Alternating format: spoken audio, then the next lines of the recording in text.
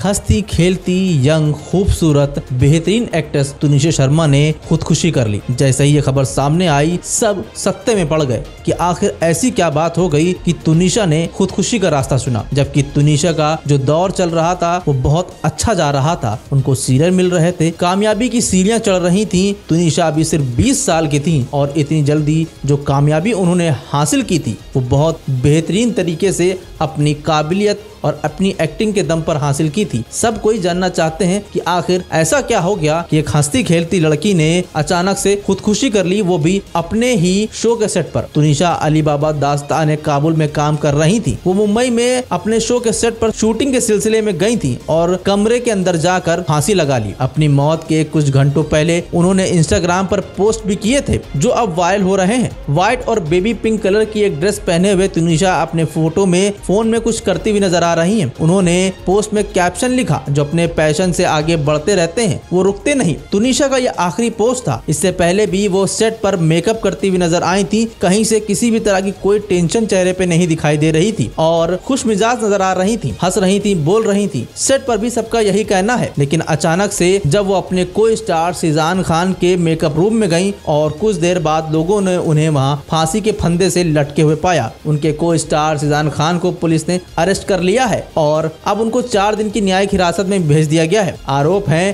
कि शिजान खान ने अपनी को एक्ट्रेस तुनिशा शर्मा को आत्महत्या करने के लिए उकसाया। मामला प्यार का है। शिजान खान ने तुनिशा से ब्रेकअप कर लिया था। पुलिस का कहना है इस ब्रेकअप से वो काफी डिप्रेस हो गई थी, जिसके बाद उन्होंने ये कदम उठाया। अब इसमें राम कदम बीजेपी के नेता ने आरोप लगाया है कि इसमें कोई लव जिहाद का एंगल तो नहीं, इसकी जांच हो और कौन सा संगठन काम कर रहा है इसके पीछे उसको पकड़ के सजा दिलाई जाए और परिवार को न्याय दिया जाए। वहीं मुंबई पुलिस ने लव जिहाद जैसा कोई भी एंगल मानने से इनकार किया है। उन्होंने कहा है कि लव जिहाद का कोई भी एंगल सामने नहीं आया है। तुनिशा शर्मा डेथ केस में एसीपी चंद्रकांत यादव ने जानकारी दी। आइए आपको सुनवाते हैं क्या कुछ कहना है एसीपी चंद्रकांत यादव का। जो मीरा रोड में रहने वाले एक कंप्लेनर है श्रीमती वनीता शर्मा, जिनकी लड़की यहाँ पे कामन में जो स्टूडियो है वहाँ पे एक सोनी चैनल पे जो अली बाबा दास्तान काबुल सीरियल चलता है उसमें एक्ट्रेस काम करती थी। वो मरियम के रोल में काम करती थी और यहाँ पे 1 जून 2023 से 22 से चल रहा है ये शूटिंग। और ये जो डेथ हुई वो लड़की है और जो इसमें हीरो के इसमें काम करने वाला जो लड़का है जिशान, उनके दोनों के आपस में फ्रेंडशिप की और बाद में उनके प्रेम के संबंध आ गए। तो इसी में वो लड़के ने गए 15 दिन के बाद ब्रेकअप किया, तो उसमें वो लड़की टेंशन में थी और उसी इसमें उसने कल सेट पे जो रेस्ट रूम है वहाँ पे जाके सुसाइड कर लिया है। और वो उसकी माँ ने कंप्लेन देने के बाद, श्रीमती शर्मा ने कंप्लेन देने के बाद उसको ऊपर वालियू पुलिस स्टेशन में CR नंबर 1359 IPC 306 गुना दाखिल हुआ है और उसमें वो आरोपी को अरेस्ट कर दिया है।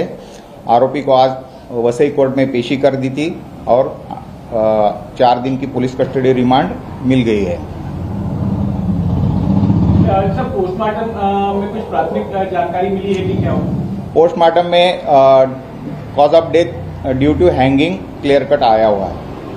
क्या कुछ इस एंगल से भी जांच हो रही है कि नहीं ये आत्महत्या नहीं बल्कि हत्या का भी हो गया, उस पर्सपेक्टिव से भी पुलिस जांच कर रही है? वो तो पोस्टमार्टम में क्लियर हो जाता है। अगर हत्या है तो वो भी क्लियर होता है और ये अपना हैंगिंग है तो उसमें पोस्टमार्टम में क्लियर हो जाता है। वो भी जेजे हॉस्पिटल में किया है और वो डॉक्टर की टीम ने किया हुआ है, तो उसमें क्लियर कट आया हुआ है कि डेथ ड्यू टू हैंगिंग।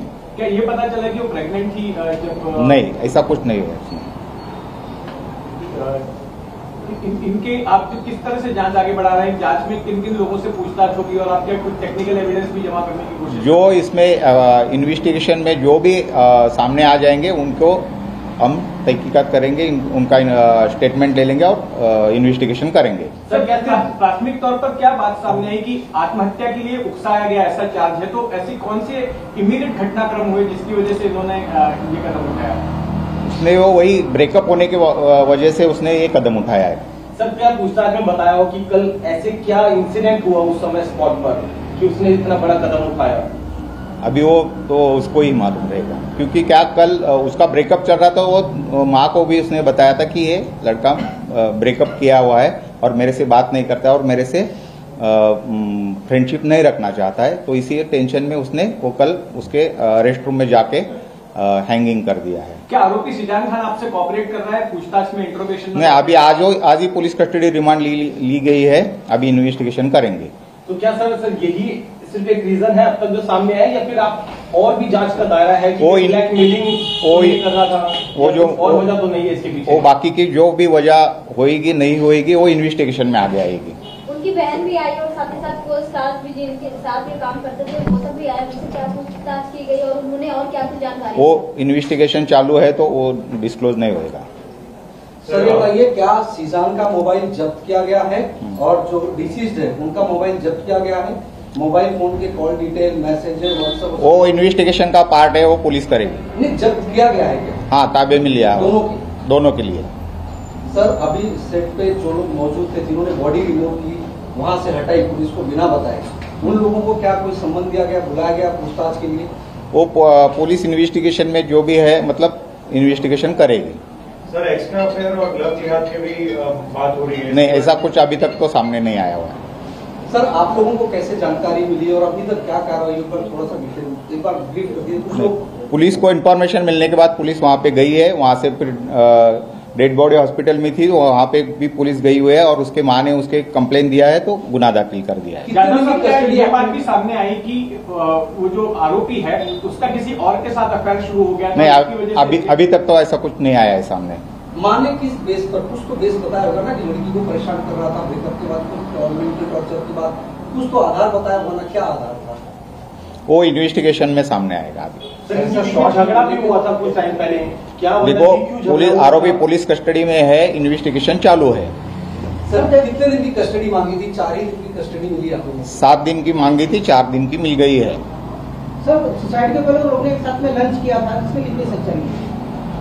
वो अभी पूछताछ करेंगे तो मालूम पड़ेगा इन्वेस्टिगेशन। लड़की के अंकल ने मीरा रोड में उनके रेसिडेंस पर बयान दिया है कि लड़की जो है तुनिशा सिर्फ 20 साल की थी और 20 साल की उम्र में जिस तरीके से उन्होंने कामयाबी हासिल की थी वो काफी काबिल तारीफ थी। 20 साल की तुनिशा ने फितूर, बार बार देखो जैसी फिल्मों में यंग कैटरीना कैफ का किरदार निभाया था। वो अपने टीवी शोज इंटरनेट वाला लव, इश्क सुभान अल्लाह और गायब जैसे शोज भी कर चुकी हैं और हाल ही में वो अली बाबा दास्तान काबुल में काम कर रही थी। लेकिन जिसने भी ये खबर सुनी किसी को यकीन नहीं हुआ कि इतनी खुश मिजाज लड़की अचानक से कैसे दुनिया से रुखसत हो गई, कैसे उसने खुदकुशी का रास्ता अपना लिया। अगर वो चाहती तो बात करके किसी से भी इस मसले का हल निकाल सकती थी, मगर उसने अपनी जिंदगी को खामोश कर दिया। फिलहाल आपकी क्या राय है इस पूरी खबर पर? हमें कमेंट सेक्शन में अपनी राय जरूर बताएं।